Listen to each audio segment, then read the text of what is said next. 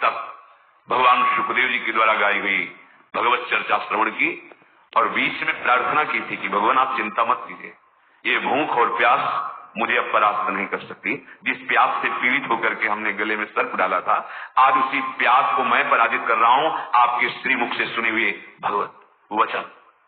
विचार करो, इतने बड़ा श्राप सुनने के बाद उनके हृदय में कोई शोक नहीं, शांत हृदय, 7 दिन कुछ खा पी नहीं, शांत हृदय। भक्त का हृदय शांत होता है। उनके गले में सर्प डाला हुआ शांत नहीं हुए, कोई बात नहीं। अगर हम भगवत दर्शन करना चाहते हैं, महासुख में निमग्न होना चाहते हैं, दुख मिटाना चाहते हैं, तो शांत होना स्वभाव में लाए। अशांत स्वभाव नहीं, अशांत से कुता सुखम। अशांति अगर हृदय में होगी तो बहुत पाप बन जाएंगे, कड़वा बोलोगे, गंदे आचरण बन जाएंगे, हिंसा आदि दोष भी उत्पन्न हो सकते हैं। इसलिए पहला अंतर्दृष्टि खोलने के लिए शांत, हमारा भाव भी पहला शांत भाव। ये मार्ग का पथिक भी शांत मार्ग का पथिक है। शांत शब्द को पकड़ो, अशांति अंदर से है दबा लो, नाम जब कर रहे हो सब मिट जाएगी। बाहर से तुम्हें पहले शांति लानी, बाहर की क्रियाओं में किसी भी तरह से किसी द्वंद्व में तुम्हें अशांत नहीं होना है। वो तभी हो सकता है जब आप लक्ष्य बना लियो भगवत प्राप्ति, तभी सह सकते हो, कोई बात नहीं। भगवान इसकी बुद्धि में बैठ करके हमारे को सहनशीलता सिखा रहे हैं, इसीलिए निंदा कर रहा है, अपमान कर रहा है, अवहेलना कर रहा है, भगवान के द्वारा प्रेरित है या कोई कर्म हमारा क्षय हो रहा है। शांत।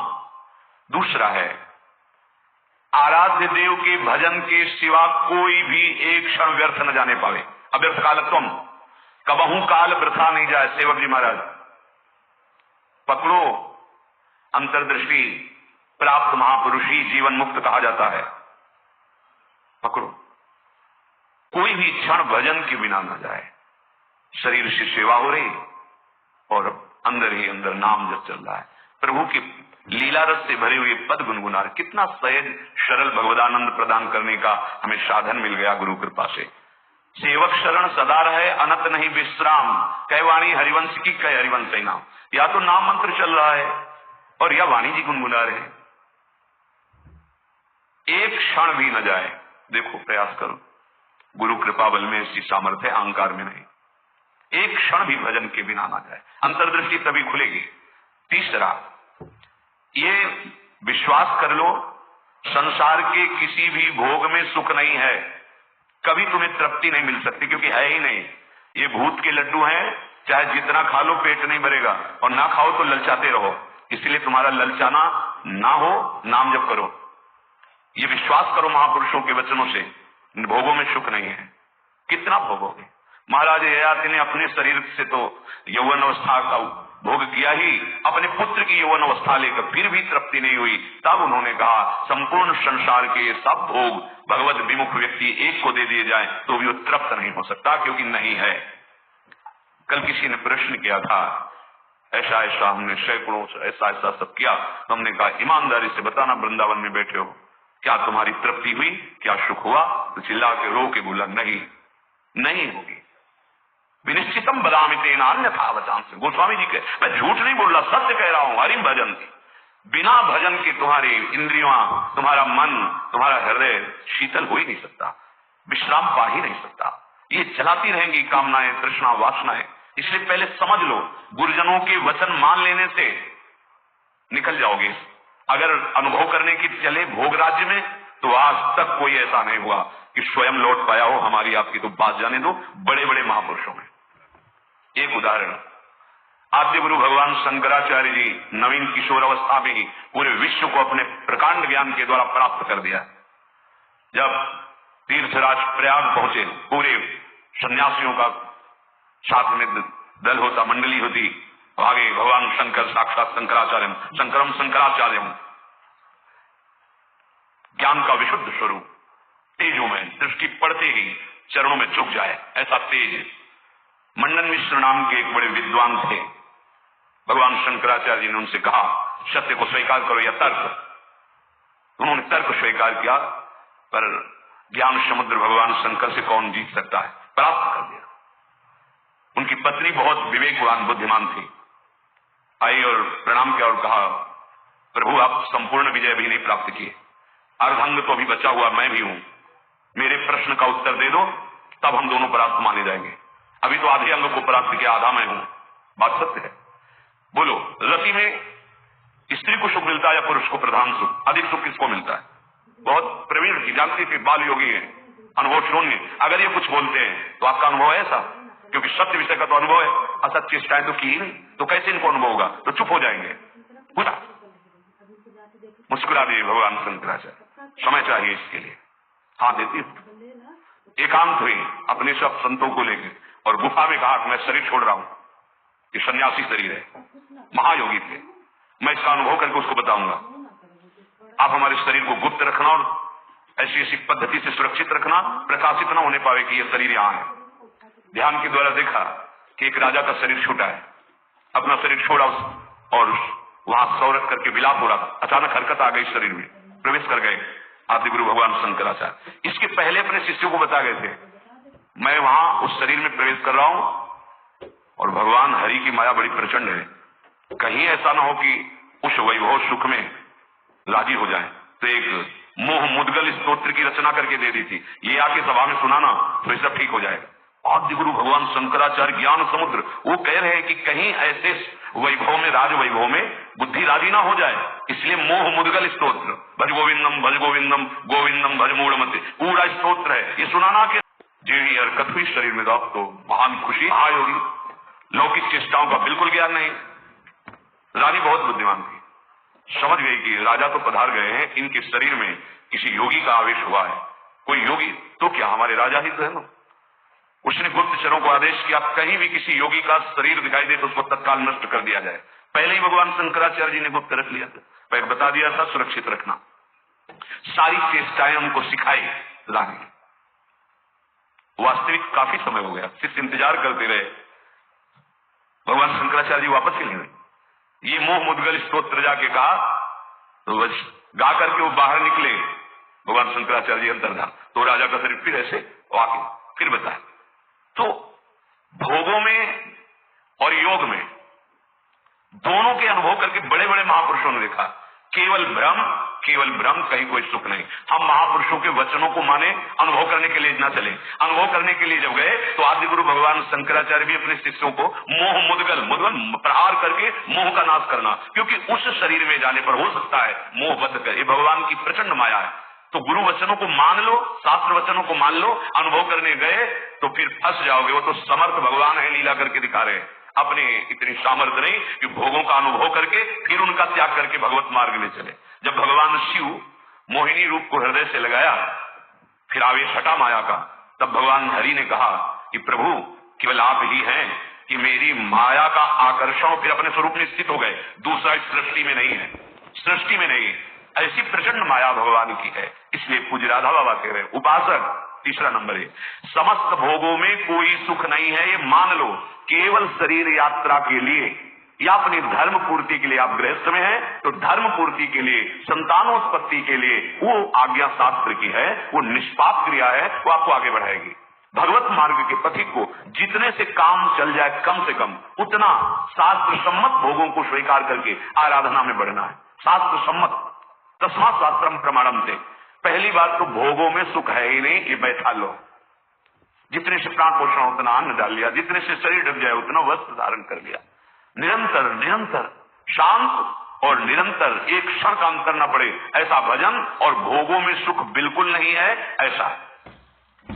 जैसे कोई दुर्गंध युक्त स्थान हो तो हम नाक बंद करके चलेंगे, क्योंकि बड़ी दुर्गंध है। कोई मल बमन आदि पड़ा हो तो उस दृष्टि नहीं डालेंगे। ऐसे भगवत मार्ग में चलने वाली पथिक की दृष्टि बड़े से बड़े आकर्षणकारी भोगों की प्रति होती है, ध्यान रखना। रमा विलास राम अनुरागी तजत बमन जिम जन बड़भाग, वो देखेगा भी नहीं। ऐसे अगर आप किसी भी दृश्य को प्रियता से देखते हैं मोबाइल में, या ऐसे छुप के देख रहे हैं, भाई सामने तो देख नहीं सकते, तो किसी ऐसी जगह खड़े जहां से शरीरों का आकर्षण देख रहे हैं, अपने आप का नाश कर रहे हैं, वो संस्कार बन रहे, तुम्हें गिराएंगे, या नहीं तो कहीं गिरा देंगे, आज नहीं तो कल गिरा देंगे। बहुत सावधान। ये तीसरा है, किसी भी भोगाकर्षण से हम प्रभावित ना हो। जब दूसरा चलेगा तो तीसरा आ जाएगा। निरंतर भजन और ये सावधानी, निश्चित हमें अच्छा लगा जब उससे पूछा, वो खुद वर्णन कर रहा था ऐसा ऐसा ऐसा।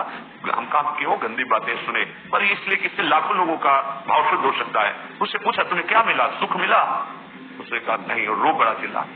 बस मान लो ये बात, इन गंदे चेष्टाओं में कभी सुख नहीं, कहीं सुख नहीं, केवल तुम मृत्यु का वर्ण कर रहे हो, अपने जीवन को नष्ट कर रहे हो। शास्त्र सम्मत भोग वैराग्य प्रदान करके मोक्ष प्रदान करते, धर्म अर्थ काम मोक्ष। अगर आप मनमानी आचरण करेंगे, मनोरंजन करेंगे, तो आप कोई भी हो, कहीं भी हो, नष्ट हो जाएंगे। ये संत महापुरुष जन, इनकी वाणी एक जैसे मां दुलार करके डांटती है, ऐसी अनंत दुलार लेकर आपसे कह रहे हैं। आपकी निंदा करना उद्देश्य थोड़ी है, आपको अवगुणी साबित करना उद्देश्य नहीं, आपके हृदय को चोट पहुंचाना उद्देश्य नहीं, पर आपके हृदय को महान बनाना और दुर्गुणों से, दुर्विचारों से, दुष्कर्मों से मुक्त करा के महासुख में निमग्न करना, इस संतों की वाणी का पावर है, ये उसकी सामर्थ्य है। आप उसे कटु वचन न माने, उपहास या अवहेलना न माने। जैसे हम चाहे जो रोग हो डॉक्टर के सामने पेश करते हैं, ऐसा ऐसा ऐसे ही बड़ी कृपा है उनके ऊपर जो अपने अवगुणों को अवगुण मान रहे हैं और उनसे दूर होना चाहते हैं। ये कोई आश्चर्य में बात नहीं, क्योंकि भगवती माया बहुत बलवती है, भगवत विमुख कुछ भी करा सकती माया। जो भगवान नाम जापक वहां होश में रहती माया, क्योंकि वो स्वामी का नाम जप कर रहा है और प्रभु की शरण में है। अगर उपासक के हृदय में भोगों से घृणा नहीं आई है तो अभी उपासना का रंग नहीं, नाम जप नहीं चल रहा पक्का। हृदय की बात कहता हूं, आप देखो एक दिन चला के नाम देखो, 24 घंटे जलन पैदा हो जाएगी। अगर कोई आपसे बात करना चाहेगा, कुछ देखना, कुछ सुनना, कुछ बोलना, ये जहर लगने लगेगा आपको, देखो तो करके। अब आप मनोरंजन में लगे हो, किसी तरह समय कट रहा है, खाया पिया मौज मस्ती, ये जीवन ऐसे व्यतीत करने लायक नहीं। बड़ा दिव्य जीवन है, मानव देह पशुवत थोड़ी आचरण करना है। दिव्य दैवी सद्गुणों से युक्त होकर आप चाहो नारायण बन सकते हो, आप साकेत को जा सकते हो, आप शिव स्वरूप कैलाश में जा सकते हो, आप जो भाव चाहे दिव्य भाव में। ये जन्म मरण का दुख भोगते भोगते तुम्हें उबना नहीं आया। एक संकट कोई निवृत्त करने के लिए मारा घूमता है, यहां चले जाए वहां चले जाए, और नाम गरज रहा है हर दुखों को मिटाने के लिए, कहीं जाने की जरूरत नहीं। राम कृष्ण हरि, जो नाम प्रिय राधा राधा राधा, सर्व मंगल होता चला जाएगा। बार बार इसीलिए कह रहे नाम जपत मंगल की सिद्धसहु, कहीं भी जाओगे तुम्हारा मंगल ही होगा, नाम चल रहा है। नहीं, ये भोगा शक्ति बहुत ही प्रबल है, विचार करने का अवसर नहीं देती, भ्रष्ट कर देती है। नाम चल रहा है, इसकी ताकत नहीं कि गिरा सके। चौथी बात, मन में अपने अंदर मान का बिल्कुल भी प्रभाव न रह जाए, अंतर्दृष्टि खुलने के लिए। पहला शांत, दूसरा निरंतर भजन, तीसरा भोगों में सुख नहीं है दृढ़ बुद्धि, भोगों से घृणा। चौथी बात, अपने अंदर मान न रह जाए। अगर मान है तो परम पद में आरूढ़ होने के लिए सबसे पहला त्याग इसी का किया गया है, निर्मान मोहा जित संग दोषा। पहले मान रहित, सभी मान प्रद आप अमानी। मान अगर है तो फिर परमार्थ मार्ग का पथिक, और संसार में मान के लिए ही सब कुछ किया जाता है, और परमार्थ मार्ग इससे उल्टा है, मान की धज्जियां उड़ा दी जाती है। सम्मानम कल्याति घोर गरलम, ये घोर हलाहल विष है। अगर अध्यात्म की ऊंचाई पर चढ़ना है तो सम्मान की धज्जियां उड़ा दे, अंदर से कभी स्वीकार न करे, सबके चरणों में नमन करे। वो शास्त्रांग कर रहा है, पंचांग कर रहा है, बलिहारी उसकी श्रद्धा है, वो सबके हृदय में विराजमान भगवान को प्रणाम कर रहा है, गुरु प्रदत्त वेश को प्रणाम कर रहा है। हम तो दास हैं उनके चरणों में। सम्मान स्वीकार करना, ऐसा अधिकार केवल भगवान को या भगवत प्राप्त महापुरुष को, ये अधिकार है अपने जैसे दासों का। बस कोई प्रणाम करे तो नम्र होके प्रणाम। अगर वो कर रहा है तो गुरु प्रदत्त वेश को, हृदय में विराजमान प्रभु को कर रहा है, अपने को नहीं। अगर अपने उस मान के भोक्ता बने तो परमार्थ चल ही नहीं पाओगे, नहीं चल पाओगे, नहीं चल पाओगे। ये मान बहुत घातक जहर है। अगर सत्संग नहीं मिला, गुरु कृपा नहीं हुई, तो इसी का पोषण शुरू रहता है। वैराग्यवान होकर के भी इसी मान का पोषण होता रहता है। और परम पद में आरूढ़ होने के लिए सबसे पहला त्याग इसी का है, निर्मान अमोहादित संग दोषा।